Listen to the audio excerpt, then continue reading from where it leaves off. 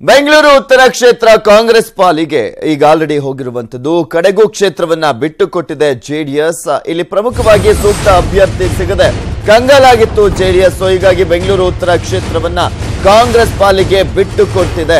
ಇಲ್ಲಿ ಕಡೆಗೂ ಕ್ಷೇತ್ರವನ್ನ ಬಿಟ್ಟುಕೊಟ್ಟಿದ್ದಾರೆ ಜೆಡಿಎಸ್ನ ವರಿಷ್ಠ ಎಚ್.ಡಿ. ದೇವೇಗೌಡ. ಇಲ್ಲಿ ಪ್ರಮುಖವಾಗಿ ಬಿಟ್ಟುಕೊಡೋದಕ್ಕೆ ಕಾರಣ ಸೂಕ್ತ ಅಭ್ಯರ್ಥಿ ಸಿಗದೆ ಕಂಗಾಲಾಗಿತ್ತು ಜೆಡಿಎಸ್. ಹೀಗಾಗಿ ಬೆಂಗಳೂರು ಉತ್ತರ ಕ್ಷೇತ್ರವನ್ನ ಬಿಟ್ಟುಕೊಟ್ಟಿದೆ. ಅಭ್ಯರ್ಥಿಗಾಗಿ ಕಾಂಗ್ರೆಸ್ ಮೊರೆ ಹೋಗಿದ್ರು ದೇವೇಗೌಡರು.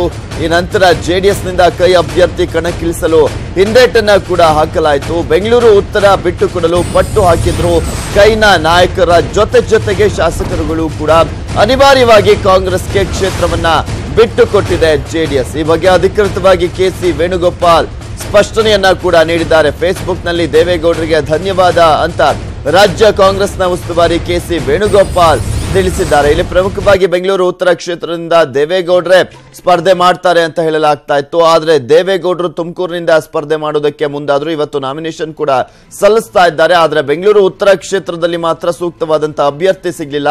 ಮತ್ತೊಂದ್ ಕಡೆ ಕಾಂಗ್ರೆಸ್ನ ಶಾಸಕರು ನಾವು ದೇವೇಗೌಡರು ನಿಂತ್ರೆ ಮಾತ್ರ ಸಪೋರ್ಟು, ಇಲ್ಲಾಂದ್ರೆ ಸಪೋರ್ಟ್ ಇಲ್ಲ ಅಂತ ಹೇಳ್ತಾ ಇದ್ರು. ಕೊನೆಗೂ ಈಗ ಆ ಒಂದು ಕ್ಷೇತ್ರವನ್ನ ಕಾಂಗ್ರೆಸ್ಗೆ ಬಿಟ್ಟು ಕೊಡಲಾಗಿದೆ. ಒಟ್ಟು 8 ಕ್ಷೇತ್ರವನ್ನ ಜೆಡಿಎಸ್ ಪಡೆದುಕೊಂಡಿತ್ತು. ಈಗ 1 ಕ್ಷೇತ್ರವನ್ನ ಕಳೆದುಕೊಂಡಿದೆ. 7 ಕ್ಷೇತ್ರ ಮಾತ್ರ ಈಗ ಜೆಡಿಎಸ್ ನ ಕೈಲಿದೆ. ಇನ್ನು ಈ ಕುರಿತಂತೆ ಹೆಚ್ಚಿನ ಡೀಟೇಲ್ಸ್ ಅನ್ನ ನೀಡ್ತಾರೆ ನಮ್ಮ ಪ್ರತಿನಿಧಿ ಚಿದಾನಂದ್ ಪಟೇಲ್ ದೂರವಾಣಿ ಸಂಪರ್ಕದಲ್ಲಿದ್ದಾರೆ. ಎಸ್ ಚಿದಾನಂದ್ ಪಟೇಲ್, ಇಲ್ಲಿ ಪ್ರಮುಖವಾಗಿ ಅಂತೂ ಇಂತೂ ಜಿದ್ದಿಗೆ ಬಿದ್ದು 8 ಕ್ಷೇತ್ರವನ್ನ ಪಡೆಯುವಲ್ಲಿ ಯಶಸ್ವಿಯಾಗಿದ್ರು. ಆದ್ರೆ ಈಗ ಬೆಂಗಳೂರು ಉತ್ತರ ಕ್ಷೇತ್ರವನ್ನ ಬಿಟ್ಕೊಟ್ಟಿದ್ದಾರೆ. ಇದು ಯಾವ ರೀತಿಯಾಗಿ ಒಂದು ರೀತಿಯಾಗಿ ಮುಖಭಂಗನೆ ಅನ್ಸುತ್ತೆ ಜೆಡಿಎಸ್ಗೆ? ಪೃಥ್ವಿರಾಜ್, ಖಂಡಿತವಾಗಿ ಕೂಡ ಪಟ್ಟು ಹಿಡಿದು 8 ಕ್ಷೇತ್ರಗಳನ್ನ ಜೆಡಿಎಸ್ ಪಡೆದಿತ್ತು. ಅದರಲ್ಲಿ ಸದ್ಯಕ್ಕೆ 4ರಿಂದ 5 ಕ್ಷೇತ್ರಗಳಿಗೆ ಮಾತ್ರ ಅವರಿಗೆ ಸೂಕ್ತವಾದ ಅಭ್ಯರ್ಥಿಗಳು ಸಿಕ್ಕಿದ್ರು. ಉಳಿದಂತಹ 3 ಕ್ಷೇತ್ರಗಳು ಕೂಡ ಅಭ್ಯರ್ಥಿ ಇರಲಿಲ್ಲ. ಇದೀಗ ವಿಜಯಪುರದಲ್ಲಿ ಕೂಡ ಇದೇ ರೀತಿಯ ಸಮಸ್ಯೆ ಎದುರಾಗಿರುವಂತದ್ದು. ಚಿಕ್ಕಮಗಳೂರು, ಉಡುಪಿಯಲ್ಲಿ ಕಾಂಗ್ರೆಸ್ ನಾಯಕರನ್ನೇ ಜೆಡಿಎಸ್ ಅಭ್ಯರ್ಥಿಯಾಗಿ ಮಾಡಿರುವಂತದ್ದು. ಅದೇ ರೀತಿ ಬೆಂಗಳೂರು ಉತ್ತರದಲ್ಲೂ ಕೂಡ ದೋಸ್ತಿಯೊಳಗೆ ಆಪರೇಷನ್ ಮಾಡ್ಲಿಕ್ಕೆ ನೋಡಿದ್ರು. ಬಿ.ಎಲ್. ಶಂಕರ್ ಅವರನ್ನ ಜೆಡಿಎಸ್ ಅಭ್ಯರ್ಥಿಯಾಗಿ ನಿಲ್ಲಿಸುವ ಪ್ರಯತ್ನವನ್ನು ಕೂಡ ಮಾಡಿದ್ರು. ಆದ್ರೆ ಕಾಂಗ್ರೆಸ್ ಸುತಾರಾಮ್ ಒಪ್ಪಲಿಲ್ಲ. ಯಾವುದೇ ಕಾರಣಕ್ಕೂ ನಾವು ನಮ್ಮ ನಾಯಕನನ್ನ ನಿಮ್ಮ ಅಭ್ಯರ್ಥಿಯಾಗಿ ನಿಲ್ಲಿಸೋದು ಎಷ್ಟು ಮಟ್ಟಿಗೆ ಸರಿ, ನೀವು ಕ್ಷೇತ್ರವನ್ನ ಪಡೆದುಕೊಂಡಿದ್ದೀರಾ, ಸೂಕ್ತ ಅಭ್ಯರ್ಥಿ ಇದ್ದಾರೆ ಅಂತ ಪಡೆದುಕೊಂಡಿದ್ದೀರಾ, ಹಾಗಾಗಿ ನಿಮ್ಮ ಅಭ್ಯರ್ಥಿ ನಿಲ್ಲಿಸಿ ಅಂತ ಹೇಳಿದ್ರು.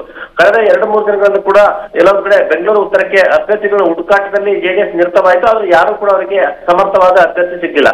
ಆದ್ರೆ ಕಾಂಗ್ರೆಸ್ ಅವರು ನಮಗೆ ಬಿಟ್ಕೊಡಿ ಅಂತ ಹೇಳಿ ಪಟ್ಟು ಹಿಡಿದು ದೇವೇಗೌಡರು ಮತ್ತು ಎಚ್.ಡಿ. ಕುಮಾರಸ್ವಾಮಿ ಅವರು ನಾವು 8 ಕ್ಷೇತ್ರಗಳಿಗೆ ಅಭ್ಯರ್ಥಿ ಆಗ್ತೀವಿ ಅಂತ ಹೇಳಿ ತಿರುಗೇಟನ್ನು ಕೊಡ್ತಾನೆ ಬಂದ್ರು.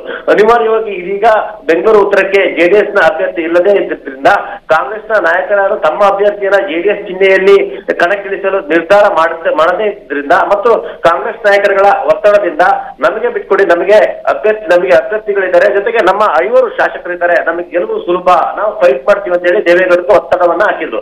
ಅನಿವಾರ್ಯವಾಗಿ ನಿನ್ನೆ ರಾತ್ರಿ ರಾಜ್ಯ ಕಾಂಗ್ರೆಸ್ ಉಸ್ತುವಾರಿ ಕೆ.ಸಿ. ವೇಣುಗೋಪಾಲ್ ಜೊತೆ ಮಾಜಿ ಪ್ರಧಾನಿ ಎಚ್.ಡಿ. ದೇವೇಗೌಡ ಚರ್ಚೆಯನ್ನು ನಡೆಸಿದ್ರು. ಚರ್ಚೆ ಸಂದರ್ಭದಲ್ಲಿ ಕೂಡ ಬೆಂಗಳೂರು ಉತ್ತರಕ್ಕೆ ಸಂಬಂಧಪಟ್ಟ ಹಾಗೆ ಯಾವುದೇ ಕಾರಣಕ್ಕೂ ನಾವು ಕಾಂಗ್ರೆಸ್ನ ಅಭ್ಯರ್ಥಿಯನ್ನು ನಿಮಗೆ ಕೊಡಲ್ಲ ಅಂತ ಹೇಳಿ ಖಡಾಖಂಡಿತವಾಗಿ ಹೇಳಿದ್ರು. ಹಾಗಾಗಿ ದೇವೇಗೌಡರು ಅನಿವಾರ್ಯವಾಗಿ ಇನ್ನು ಉಳಿದಿರ್ತಕ್ಕಂಥದ್ದು ಇವತ್ತು ಮತ್ತು ನಾಳೆ ನಾಮಪತ್ರ ಸಲ್ಲಿಸಲಿಕ್ಕೆ ಇರ್ತಕ್ಕಂಥ ದಿನಗಳು. ಹಾಗಾಗಿ ಯಾರೋ ಅಭ್ಯರ್ಥಿ ಇಲ್ಲದ್ರಿಂದ ಅನಿವಾರ್ಯವಾಗಿ ಕಾಂಗ್ರೆಸ್ಗೆ ಬಿಟ್ಟುಕೊಟ್ಟಿದ್ದಾರೆ ಪೃಥ್ವಿರಾಜ್. ಇದೀಗ ಕಾಂಗ್ರೆಸ್ ಕೂಡ ಅಭ್ಯರ್ಥಿಗಳು ಹುಡುಕಬೇಕಾಗಿದೆ. ಈಗಾಗಲೇ ಮೊದಲನೇ ಹಂತದಲ್ಲಿ ಬಿ.ಎಲ್. ಶಂಕರ್ ಅವರ ಹೆಸರು ಕೂಡ ಕೇಳಿ ಬರುತ್ತೆ. ಇವತ್ತು 11 ಗಂಟೆ ಒಳಗಡೆ ಫೈನಲ್ ಆಗುವ ಸಾಧ್ಯತೆ ಇದೆ ಅಂತ ಹೇಳಲಾಗ್ತದೆ Prithviraj. Okay, thank you Chidanand Patel ನಿಮ್ಮೆಲ್ಲ ಡೀಟೇಲ್ಸ್ಗಾಗಿ. ಕೋಲಾರದಲ್ಲಿ ಬಿಜೆಪಿಗೆ ಬಂಡಾಯದ ಬಿಸಿ ತಟ್ಟಿದೆ. ಬಂಡಾಯ ಅಭ್ಯರ್ಥಿಯಾಗಿ ಡಿ.ಎಸ್. ವೀರಯ್ಯ ಅವರು ಕಣಕ್ಕಿಳಿತಾ ಇದ್ದಾರೆ. ಇಂದು ನಾಮಪತ್ರವನ್ನ ಸಲ್ಲಿಸಲಿದ್ದಾರೆ. ಬಿಜೆಪಿಯ ಬಂಡಾಯ ಅಭ್ಯರ್ಥಿಯಾಗಿ ಡಿ.ಎಸ್. ವೀರಯ್ಯ ಅವರು ಕೋಲಾರ ಕ್ಷೇತ್ರದ ಬಿಜೆಪಿ ಟಿಕೆಟ್ ಆಕಾಂಕ್ಷಿ ಆಗಿದ್ರು. ಆದ್ರೆ ಆ ಒಂದು ಕ್ಷೇತ್ರದಲ್ಲಿ ಟಿಕೆಟ್ ಕೈತಪ್ಪಿರುವಂತಹ ಹಿನ್ನೆಲೆಯಲ್ಲಿ ಬಂಡಾಯ ಅಭ್ಯರ್ಥಿಯಾಗಿ ಕಣಕ್ಕಿಳಿತಾ ಇದ್ದಾರೆ. ಕಾರ್ಪೊರೇಟರ್ ಮುನಿಸ್ವಾಮಿಗೆ ಟಿಕೆಟ್ ಅನ್ನ ನೀಡಿದ್ದಕ್ಕೆ ಆಕ್ರೋಶವನ್ನ ವ್ಯಕ್ತಪಡಿಸಿದ್ದಾರೆ. ಬಿಜೆಪಿ ಹಿರಿಯ ನಾಯಕರ ವಿರುದ್ಧ ಕೂಡ ವೀರಯ್ಯ ಆಕ್ರೋಶವನ್ನ ವ್ಯಕ್ತಪಡಿಸಿರುವಂತದ್ದು.